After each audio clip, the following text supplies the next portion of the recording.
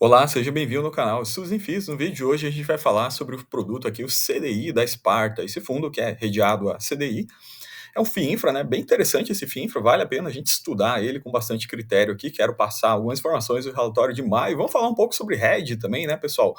Esse negócio do hedge aqui é meio complexo, né? Às vezes, né? Vamos tentar explicar aqui de uma forma mais lúdica, né? Como é que funciona esse produto aqui. Então, veja, esse produto aqui, a rentabilidade dele nos últimos 12 meses foi de 19%, né? Bastante boa rentabilidade. Então aqui tem um gráfico de cascata que a Sparta nos apresenta, onde a gente consegue entender melhor da onde que vem a rentabilidade. Afinal de contas, se esse fundo é redeado por CDI, né? O CDI rendeu 12% nos 12 últimos meses, beleza, fica fácil, né? Então, CDI rendeu 12%. O que mais que agrega sobre o CDI? Então, agrega uma coisa aqui chamada carrego de crédito. Aí já começam os termos um pouco mais complexos, né? O que é carrego de crédito nesse caso específico aqui? Então, o carrego aqui ele está associado ao que está acima do CDI na carteira do produto, né? Então, o carrego é o over CDI. Agora, a gente, para seguir em frente, né, vamos explicar um pouco sobre DAP. Afinal de contas, a gente sabe que nesses produtos aí de FII Infra, né, as debêntures que tem no mercado, até pela própria legislação, a maioria delas, majoritariamente, são debêntures IPCA+, né? Tem algumas debêntures DI também, mas a maioria IPCA+.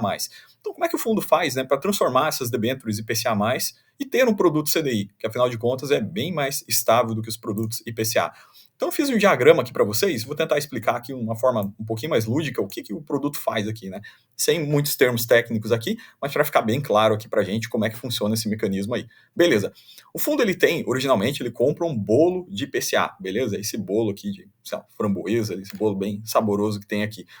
Aí esse bolo de IPCA, né, na verdade, vocês vejam que ele tem ali, ele tem pouco bolo, pouco massa de bolo, de pão de ló, né, ele tem 4% só de pão de ló, e o restante dele é tudo recheio, tá? É framboesa, os negócios que tem ali em cima. Então ele tem pouca massa e bastante recheio.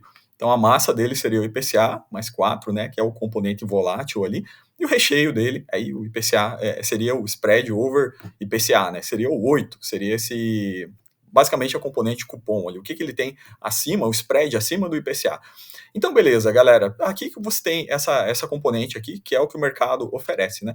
Então, a Sparta, através de um mecanismo chamado DAP, que é um mecanismo que você compra esse derivativo lá na mercado Bolsa Balcão, na B3, né?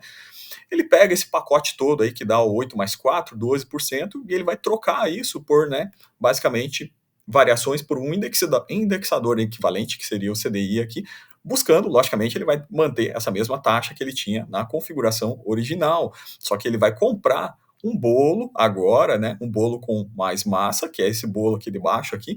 Então ele comprou um bolo com 10% de massa, tá? Os derivativos então vão estar representando, vão estar fazendo esse deslocamento aqui, e vai sobrar 2% de cobertura. Então, essa cobertura aqui é o tal do carrego que ele fala, o carrego de crédito, né? Então, esse carrego aqui seria, por exemplo, nesse exemplo bastante lúdico, a gente estaria trocando o IPCA aqui de 4 com o spread de 8 por um CDI de 10 com o spread de 2. Então, aqui ficou bem ilustrado, né, para todo mundo. Quando a gente olha essas barrinhas, o que é a representatividade de cada barrinha dessas? Então, o carrego médio do produto aqui nos últimos 12 meses, ele foi de 1,3%. Ah, mas e quanto que está hoje, Jefferson? Ela está hoje em 1,5%, tá? Então, isso depende muito da gestão ativa do produto também, se ele conseguiu uma taxa média de aquisições IPCA com o carrego, com o spread mais alto, né? Essa taxa aqui do carrego de crédito dele sobe, né? Então, isso é importante sabermos esse ponto aí, bem relevante. A outra terceira barrinha, que é a mais relevante aqui, se chama marcação de crédito. Então, ela está associada bastante à gestão ativa, ou seja, se você compra as debêntures, né, uma debênture com um preço unitário mais baixo, né, você vende ela com um preço unitário mais alto, o que você faz? Você faz uma chamada compressão de spread, você faz um ganho de capital, né, por compressão de spread. Por quê? Porque uma debênture com um preço unitário mais baixo é uma debênture com uma taxa mais alta, certo? E o contrário também é verdadeiro. Então, uma debênture com uma taxa mais espremida menor é uma debênture com um preço unitário mais alto. A gente viu isso acontecer intensamente nesse movimento de janeiro e fevereiro, onde teve uma valorização do preço unitário das debêntures, né, por uma questão de oferta e demanda, aquela migração dos fundos exclusivos, então tinha muita gente querendo comprar, o preço sobe, né? Então foi isso que aconteceu em janeiro e fevereiro, recém vimos esse movimento que valorizou basicamente o valor patrimonial de todos os produtos de infra por causa disso aí, né? As debêntures dentro deles valorizaram seu preço unitário. Então, quando a gente entende isso aqui, a gente percebe que realmente 6,3% desses 19,4% foram componentes de gestão ativa. Comprou barato, vendeu mais caro. Então, isso é o que a gente. A grande alavanca de ganho da renda variável, basicamente, é essa, né? Então, essa gestão ativa, ela acrescenta muito para os cotistas, né? Para o produto aqui, em primeiro momento. Em segundo lugar, ele vai repassar isso aí para os cotistas, logicamente. Então, a gente tem descontado a taxa da administração, chega a 19,4%. Então aqui, espero que tenha ficado assim, mais claro, expliquei de forma bem simplista mesmo aqui, tá? Sem entrar muito em termo técnico, essa parte do mecanismo DAP, para a gente ficar bem ciente, né, que esse produto aqui ele está realmente fortemente redeado a CDI, né? Está totalmente redeado a CDI. Isso faz com que elimine essas variabilidades do IPCA, não somente IPCA, também marcação a mercado, tá? Então, vamos lá. O que a gente tem dentro aqui desse contexto, né? Dentro desse contexto, devido ao menor número de dias úteis, a gente teve esse rendimento CDI de 0,8%.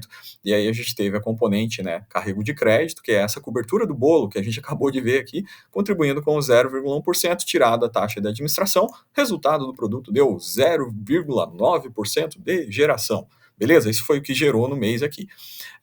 Bom, o histórico desse produto, percebam que ele, né, sempre numa crescente, 176% CDI. Tem alguns pontos de inflexão nessa curva aqui, lá no início, né, a gente falou bastante sobre esse tema aqui nos vídeos anteriores. Então, a gente tem esse evento lá do início do ano, onde ele comprou debêntures bem descontados, com preço indicativo, né, bastante baixo, né? Aqui a gente fala preço par e preço indicativo. Preço indicativo é preço a mercado. Então ele comprou o preço indicativo bastante baixo, depois ele revendeu com um preço indicativo maior. Então ele foi fazendo esses ganhos, né, de capital que deram um desempenho sensacional para esse produto aqui durante o primeiro semestre de 2023. Não somente isso, né? Ele seguiu fazendo isso até setembro, outubro, aí estabilizou o patamar de pagamento, começou a pagar um equivalente à taxa média nesse período aqui. E aí, quando ele fez a emissão de janeiro e fevereiro, ele pagou a equalização, né? Equalização de VP para os cotistas que estavam no produto aqui, que foi aquele porradão de 2,70 que deu essa guinada também na curva aqui. Afinal de contas, hoje o fundo conta aí com uma distribuição para quem estava desde o início, né? Desde o IPO desse produto, ele já rendeu 176% do CDI líquido, né? Se você fizer um gross up, comparar com o título público equivalente ou com CDB, com qualquer coisa, isso aqui, né, é praticamente 200% de rentabilidade, né? É difícil achar um ativo que tenha essa rentabilidade. Logicamente, a gente sabe que isso também foi muito spot, ele se aproveitou de situações pontuais aqui no momento, se aproveitou, né, beneficamente dessas situações. E assim, vamos ver, né? É difícil ter recorrência de uma crise de crédito dessa aqui. A gente viu acontecer na pandemia, a gente viu acontecer no evento Americanas, evento Light, né? Mas não podemos esperar, né, esse nível de rentabilidade a longo prazo. A tendência é, né, realmente que converge para o carrego. Esse é o guidance que a gente tem do produto aqui, que é o 110% do CDI. No mínimo, o fundo sempre vem entregando, né, um pouquinho a mais para nós cotistas, o que é muito bom. Então a gente viu a rentabilidade desse produto aqui. Agora, vamos ver como é que anda a carteira dele, né, galera? Como é que tá essa carteira aqui? Vou fechar a tela aqui. Então a gente vinha acompanhando a alocação desse produto nos últimos meses, olha. Então ele fez emissão, ele estava com 51% de caixa, né? Aí ele foi às compras, né? Começou a fazer mais compras aqui. Ele já tinha comprado aqui 5 novos emissores, né? Depois, no próximo mês aqui, que foi mês de abril, ele já comprou mais 12 novos emissores, já baixou basicamente para 18% o caixa dele, e hoje o caixa dele está em 13%. Ele fez a aquisição de um novo emissor e aumentou a posição em mais outro emissor aqui nesse mês de maio, que se passou, o fundo ainda tem 13% de caixa aqui. Bom, então o que o fundo relata, né? Ele relata que ele fez essa posição aqui na Porto Seguro, né? E basicamente aumentou a exposição na Unidas, tá? Então o carrego dele, que a gente já viu aqui, que a cobertura do bolo está em 1,5% over CDI, e a duration dele está atualmente em 3,6 anos. Beleza, galera? Então, quando a gente vem aqui para a carteira dele, a gente percebe que essa debênture que ele comprou da Unidas está em primeiro lugar do PL do fundo. Ele comprou bem, né? Essa debênture aqui, 4,4% do PL com spread de crédito de 2,5%. Ou seja, veja que isso é bem acima do 1,5. Então, isso aqui está puxando a média para cima, né? Interessante. Então, a gente vê aqui várias debêntures que estão puxando a média para cima. Sobre a debênture da Corsan, a gente já falou sobre ela no relatório do juro, né? Foi gravado ontem aqui, a questão do impacto, né? Saneamento lá. Então, a gente conversou aqui, não vou repetir nesse mesmo vídeo aqui. Bom, Sobre a alocação setorial, ainda tem muito caixa, né, pessoal, então, esse 13% de caixa aqui que tem acaba diluindo um pouquinho das posições, mas a gente já consegue perceber como é que está a alocação desse produto aqui. Ele segue muito parecido com o que estava antes da emissão, veja que não mudou, as principais posições continuam sendo geração de energia, comparando lá com dezembro, tá? Geração de energia, saneamento, logística, aqui e nas outras posições a gente teve um pouco de mudança, tá? Mas as 3 principais continuam sendo essas 3 posições aqui. Bom, então a gente viu isso aqui com relação aos rates, os rates seguem excepcionais, né, muito bons, muito triple A, muito double A, enfim, qualidade de crédito aqui excepcional, diversificação geográfica, diversificação setorial, então a gente tem de tudo nesse produto aqui, um produto nesse aspecto aí bastante diferenciado com relação a mercado, tá? Então a gente viu aqui as alocações, viu a carteira, né, do produto aqui, vamos fechar analisando essa questão aqui da rentabilidade, geral do produto, que também já vimos naquele gráfico lá do bolo que eu expliquei para vocês, né? Basicamente, ele gerou então 0,9, que representa aqui 0,93 centavos, beleza? Isso aqui é um equivalente a um 10% de dividend yield aos preços atuais, tá? O produto está negociando com bastante ágio, inclusive, né? Produto bom, o mercado precifica, né, pessoal? Então, ele pagou, né, o equivalente a esse 1,06, que daria um dividend yield anualizado de 11%, né? Como é que está o produto hoje? Ele está com essa lâmina aqui. Ele está com o dividend yield acumulado, que a gente já viu dos últimos 12 meses, bastante bom. Carrego de crédito da carteira CDI mais 1,5. E ele negocia realmente com bastante ágio, 112,4 versus 104,5 de cota patrimonial. Tem uma reserva muito interessante, 4,50 de reserva, né? Então, uma reserva muito boa. E o fundo está com 18 mil cotistas, né, no pós-emissão, aqui 18.773, e o patrimonial, aqui o patrimônio líquido de 405 milhões.